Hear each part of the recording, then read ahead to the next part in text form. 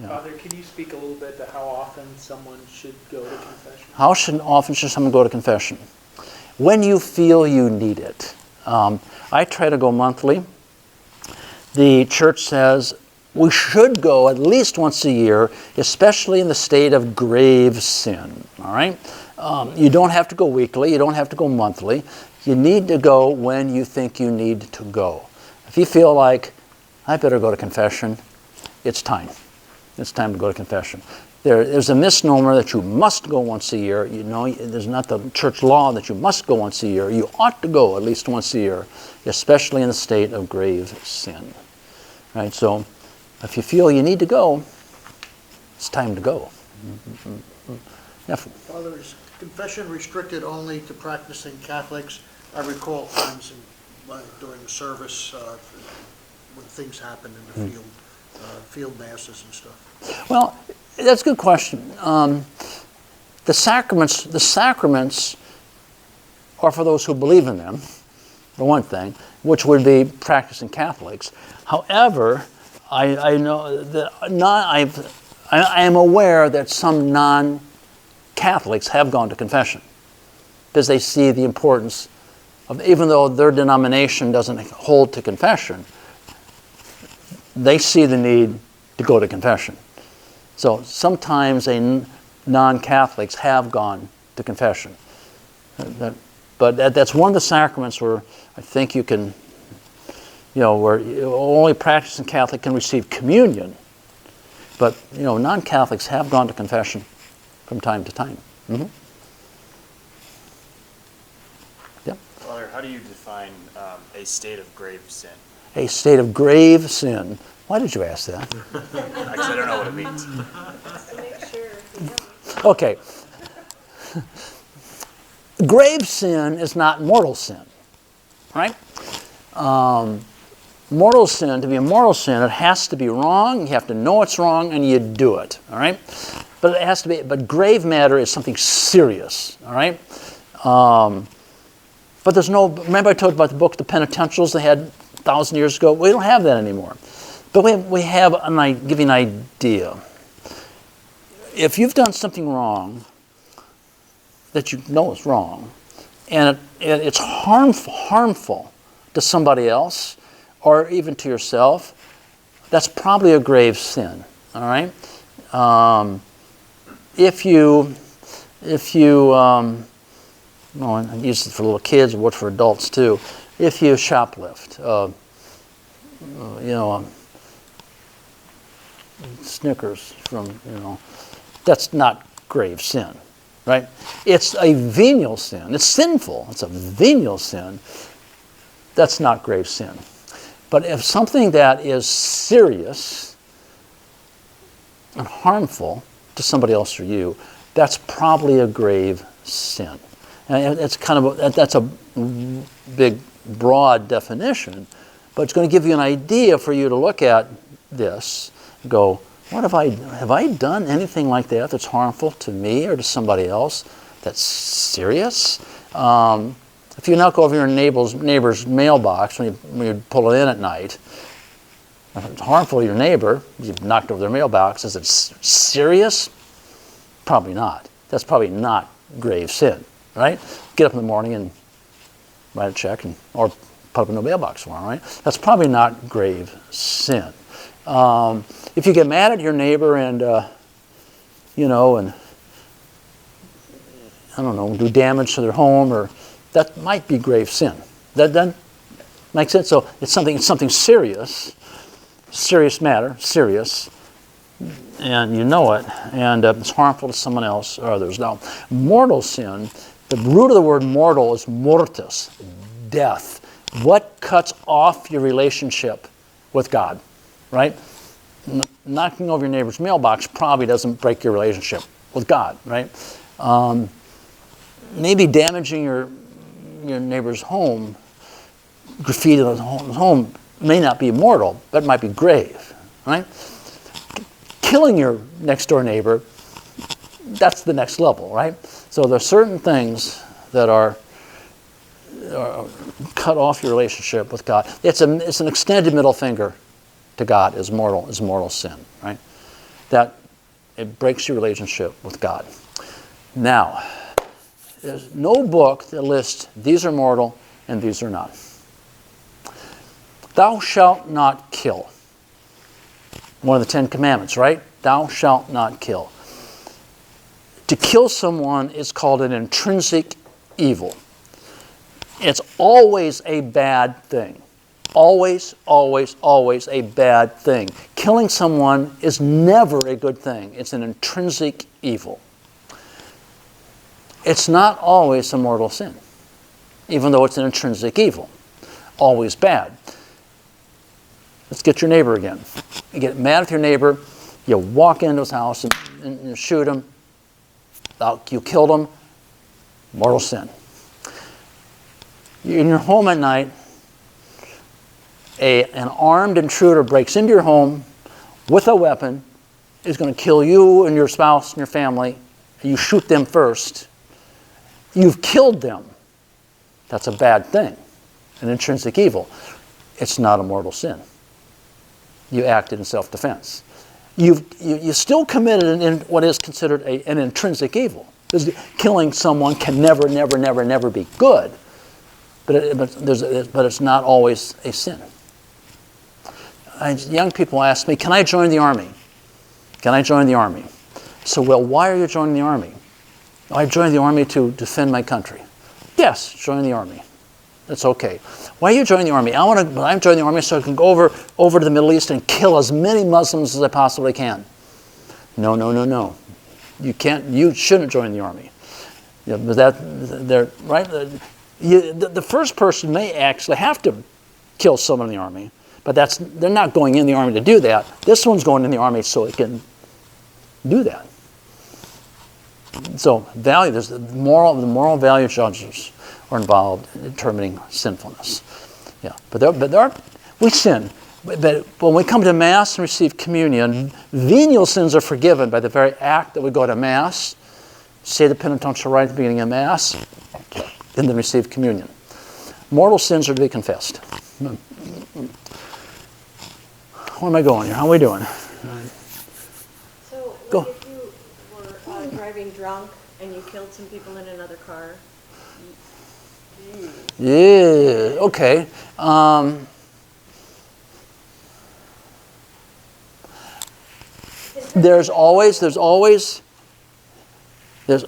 We live in a gray area. There's always, okay, let's do it this way. You went out, we all go somewhere tonight, have a drink after work, after we're done here, have a good time, and one of us has way too much to drink, and we have that accident, and someone dies in the accident.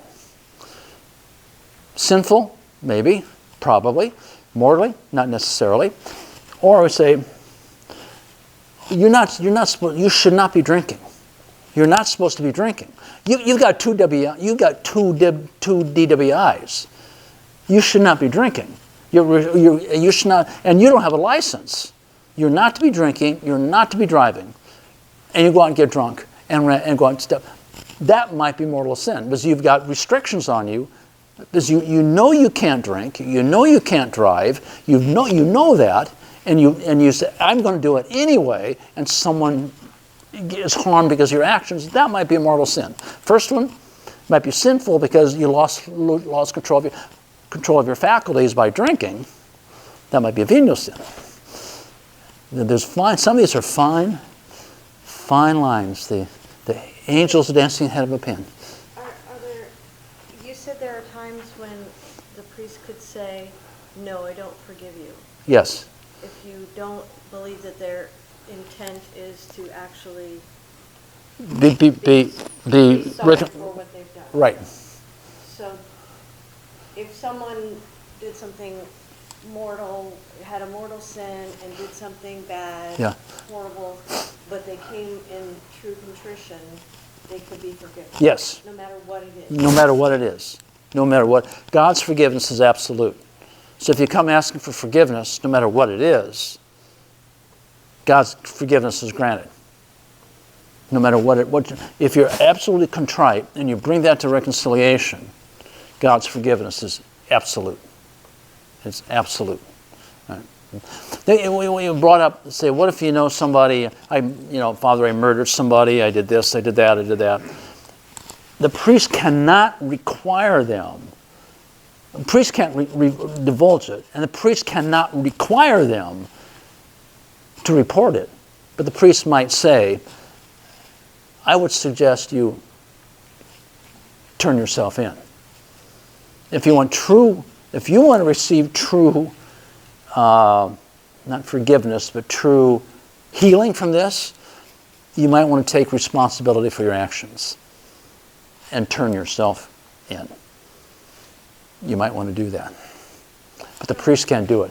If we fail to do our penance, or if we fail to defend our faith, if we fail in any way to, is that considered my sin? Yes. If I give you a penance and you decide not to do it, I'm not going to do that. Now you have, that'd be another. That would be sinful because I've not accepted the responsibility for the sins I confessed, and I'm not accepting, the penance given to me. So that I would say that'd be a venial sin then. Now, not to say I've gone down the road and go, oh, I haven't done my penance yet. That's just spacing off. Sorry, so the second part of that question is, like, we live in such a confrontational culture about faith, and it's a hot topic. Mm-hmm. If I hear somebody kind of disregarding the faith in any way or Yeah. mocking Jesus, Right. am I taking on sin by not saying something? Maybe. Not black and white. Maybe. We're asked to defend the faith. Blessed are you when you are persecuted. We're asked to defend the faith. Is it always sinful for us to back down and let them mock? Not necessarily. It could be. It might be. Why didn't we defend the faith? Right? Well, I don't want to be ridiculed. I don't want to be ridiculed. They'll make fun of me, or I don't want to be ostracized, or depending where you are, it could get bodily harmed. But more in this culture, it's more around the lunch table, or around the water cooler, or around the coffee. Dang Catholics, and so, oh yeah, dang Catholics. Aren't you Catholic? Nope. So we're more afraid to defend the faith, more out of ridicule or being put down, or then some people call it white martyrdom today. Red martyrdom, white martyrdom. And some people just take it. We're not going to get beaten up, but we may certainly get ostracized if we. I'm a Catholic. I go to mass every week. Sure, I defend the Pope. I defend the. Oh, how you Catholics do that? So it could be, but not necessarily. Yep. Yeah. I guess, what's your advice on, like, trying to find, I don't know necessarily how to word it, but, like, the purest contrition for the things that you know are, like, weaknesses for you that, like, okay, I'm probably going to be back confessing this again later, but, okay. Like, I guess, how do you wrap your arms around contrition for that? Like, yes, you are truly sorry. Yeah. Okay. Is that enough? No, yes. Today, it's enough. So many people come in and say, same thing I did last time, same thing I did last time. St. Paul said, I think it was in Corinthians or Romans, might be Romans, why do I do the things I don't want to do rather than things I want to do? Paul said, why do I do the things I don't want to do? Which means Paul had something, he doesn't tell us what, that was a continual thing for him. If Paul had it, we're not going to get loose of it either. So we come in today with contrition. I've done this, and I'm really sorry for it. But I've done it before. And I know I'll probably do it again. Because that's my thing. That's my Pauline thorn in my side that I can't seem to get over. I can't seem to get rid of. So I'm sorry today. And that's true contrition. I'm trying and really working on it, but I seem to do it over and over again. Paul did the same thing. Why do I do the things I don't want to do or the things I want to do? I'm sorry today. And I'm going to really try tomorrow and the next day. But I'm afraid I'm going to be back again. But these people I tell you about, these people's confessions I've heard over and over and over again, they're not doing this anymore. But now they're doing this. And now they're doing this. But I can't. Some of us have something that's just almost in our DNA. You know, we can't seem to get over this one. But even though you may feel it's going to happen again, I'll confess it today. It's not what some people say you Catholics get out of jail free card, right? I'll go out on Saturday night and I'll just burn the candle on both ends and in the middle, you know, and I'll go to confession, it's all good. Then next Saturday night I'll go out and do it all over again. Well, that's not the idea of confession, to whitewash this weekend's adventures. Even though we may be prone to the same sin, that doesn't mean, it's all good. I'm just going to do it again. I'm going to go to confession again. And you're talking about true contrition. I'm really working on this, but it's probably going to happen again. Okay, then come back next week and we'll talk about it. No. That? Yes. Mm-hmm. You said to Jerry, as long as he was aware of the problem. Yeah. Having that awareness makes it harder to keep doing it. I mean, it just. Well, if you're aware of this is my propensity. This particular sin is my propensity to do this. Now I know that. I know that. That awareness helps us. That awareness, it's the awareness that will drive us back to confession once it happens again. But that's awareness that will also hopefully guide us into avoiding that sin in the future. Every time I'm in this situation, okay, well, you talked about getting drunk, right? Every time we go out after work on Friday night, I just get blottoed. I mean, I've used Uber for 2 months in a row now to get home. But Saturday through Thursday, I don't touch a drop. But every Friday when I go out with the gang at work, I just have, now, I only get blottoed, I'm really drunk out of my mind on Friday nights when I go out with everybody from work. That should be the ding, the little light that goes off. But I'm okay every other time. Now you've got an awareness of the situation. We call it something we call the near occasions of sin. When I get close to this, that's when I sin. That's when I sin. Over here, I'm fine. When I get close to this, that's when I sin. And that's when I'm coming back to yours and contrition and awareness. We start putting that together. Now, if I don't go out after work with the gang, I'm not going to get drunk again. I'm not going to get drunk. If I don't go out do this or do that, if I stay away from the situation, I'm probably not going to sin. But this situation, this near occasion of sin, is when I sin. We learn not to put our hands in a flame, right? When we're young. The same thing with sinfulness. If I stay away from this situation, that's my near occasion of sin. That's when I'm drawn to sin when I go here. If I stay away from there, I'm usually okay. That's the awareness. That's the awareness. Yeah. Jerry's looking up for. I was trying to find it to see. Yeah, I can't remember the quote right offhand. Another one, Paul says he has this thorn in his side that was just taken away from him. So, He said something about, I wrestled my devil last night and I won, or something like that. Paul's got that too. Yeah. But yeah, Paul's got, yeah. Father, we have maybe 5 more minutes, and this hasn't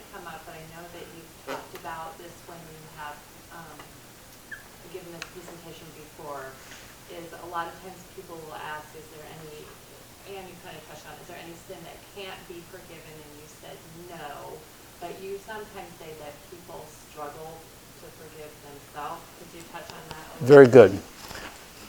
Very good. Self-forgiveness. Often people have done something years and years and years and years ago. And they've come to confession over and over and over and over and over and over again. And Father, I know Jesus has forgiven me. I can't forgive myself for what I've done. That in a way becomes a sin in itself, of detraction, and not accepting the forgiveness of Jesus. If I hear something like that, I almost picture Jesus' response to someone who says, I forgave you of your sins. I forgave you 20 years ago. And you haven't forgiven yourself? It's like, are you all that, that you can't accept my forgiveness? It's almost like his words to Job. Who are you to not forgive yourself when I forgave you? Are you all that I can forgive you and you can't forgive yourself? And it's like, he has forgiven you. Why are you holding on to this? Why are you holding on to this? His forgiveness God's forgiveness through Christ is overwhelming and complete. Overwhelming and complete. He has forgiven you so you can be free of that sin and live free to that sin. Who are you to not accept my forgiveness? You're not all that. I am. No. So it's amazing. It's trying to walk someone through that to grasp the forgiveness that's been given to them. Be free. Don't hold on to this anymore. Don't hold on to this anymore. Leave it here. Leave it here tonight. Before you leave this reconciliation room, leave that here tonight. And go freed. Go from here free. Because he forgave you. Don't hold on to this anymore. Live in his freedom. Right? As the years have gone on, the words of absolution have become more and more powerful when you hear that. It really feels like something's being lifted from you. The idea is to lift that burden. Lift that burden off your shoulders, off your soul, off your heart. Be free. Go forth and be free. Live in his freedom. Live in his freedom. And we do this, so we celebrate it as a sacrament so you can hear it. You can hear those words. You're forgiven. You aren't forgiven. And if you've sinned again, come back and you'll be forgiven again. I got one more question. Yes, ma'am. Is it better, because I know a lot of us Catholics don't come that often. Yes. Is it better to come with a list of 10, or is it better to come more frequently and do 1 or 2? Answer is yes. Some people come to confession. I did this 2 times, this 3 times, that's 4 times, this 6 times. We call it a laundry list. Boom, boom, boom, boom, boom, and wonderful. Say 2 Hail Marys, after contrition and absolution. That's probably how the priest will handle it. Boom, boom, boom. Now, if you come once in a while and say, "Wow, Father, here I am. This is what's going on in my life." Then you might address those. You might be able to tell those 10 things, but more conversationally. And you might have, depending on the time, there might be a little dialogue with the priest as well about the stuff you brought. So neither way is the right way or the wrong way. The people who go more frequently, which is sometimes a couple times a month, they're usually very simple. I did this, boom, boom, boom, they're in. I did this, boom, boom, boom, and they're in and out. Others come, well, Father, hi. It's been about a month, they're 2 months, my last confession, and you took the same things, but it's more dialogue. And I give you, if you choose, and it's usually face to face, you're going to get a more of a dialogue when you go to confession. If you're behind the screen, you're probably going to get more pro forma.